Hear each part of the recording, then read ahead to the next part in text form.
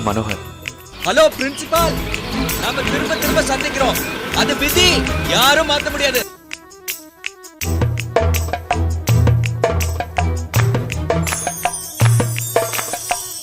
விடியல் வந்த பின்னாலும் விடியாத இரவு எது? பூவாசம் வீசும் முந்தன் கூந்தலடி. இவ்வுலகம் இருண்ட பின்னும் இருளாத பாகம் எது? கதிர் வந்து பாயும் உந்தன் கண்களடி. பல உலக அழகிகள் கூடி உன் பாதம் கழுவலாம் வாடி. என் தளிர் மலரே என்னும் தயக்கம்